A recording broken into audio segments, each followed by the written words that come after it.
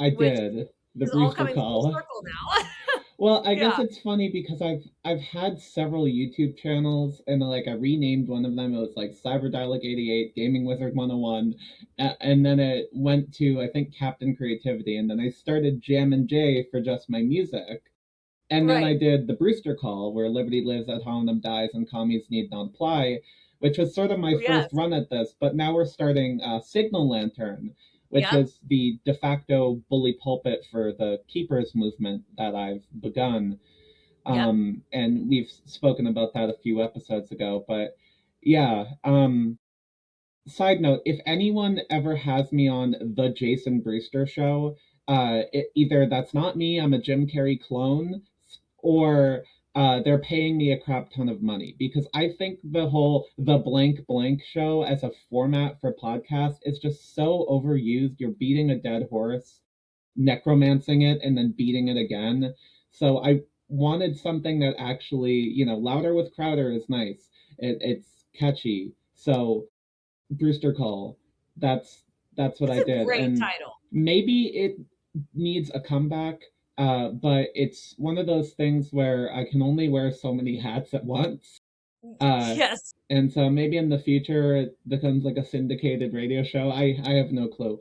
Uh, but what you're saying about presentations is interesting. I was thought about I remember seeing there was like a trend of like college kids getting together like as a fun thing and they would like make presentations and call it like presentation night and it would be like super absurd either like hear me out or uh one I was a part of it was a whole thing about size, right? And it talked about Robert Wadlow being like the tallest human being, but then sharks and then planets, and then like VY Canis Majorius, and then the observable universe, and then multiverse theory, and then at the end it was like, so do aliens exist? I love the fact that college students are getting together just to give presentations. That makes me incredibly happy.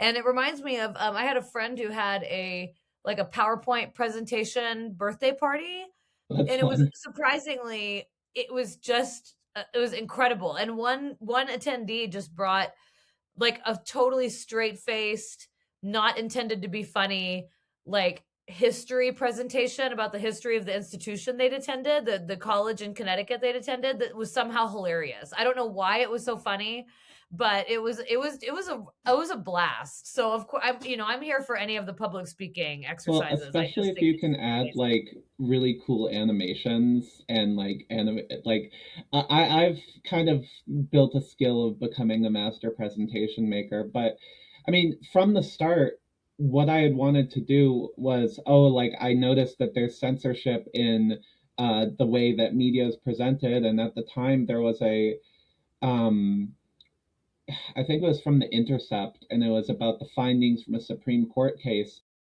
uh or it was Biden versus Mississippi or Yep, I remember. Yep. Missouri. It was Missouri. And the senator basically they had findings where Facebook had created a page where the government could come in and say, "Hey, censor this," and they would. Right.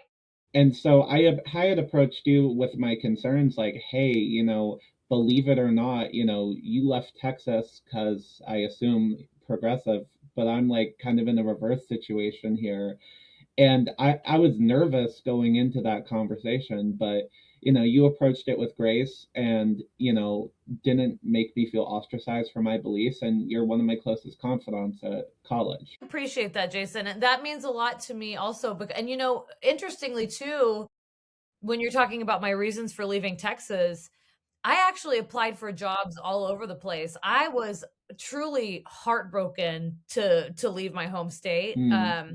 I really loved it there, and it's also I think that it's a beautiful thing to live in a world where we can all have some sort of common values and have different I think just different ways of wanting to achieve those goals, right? And so I've always been really open to listening to other sides of argument. Like I remember I had a friend growing up who was very, very conservative, and I didn't really find my footing. I don't know. I honestly don't know if I will ever fully find my Always a full political footing. outcast, right? Yeah, I don't know, And I remember we talked about having these were in the days where the only forum for something like this was AM talk radio. And so we talked about my friend Miles and I talked about having an AM radio show where we would kind of do like a red state, blue state, like have conversations. And Hey, that's a I've good always just thought podcast those idea. yeah, exactly. Like a proto podcast. Exactly. Which we never ended up doing, but also we were like 13 years old. So it kind of it makes sense. I don't know. I Yeah. could imagine they wouldn't want to green light such a thing, but and that would only work. And it would honestly probably not be very exciting to listen to anyway, because even then we could find common ground on so many Well, things. I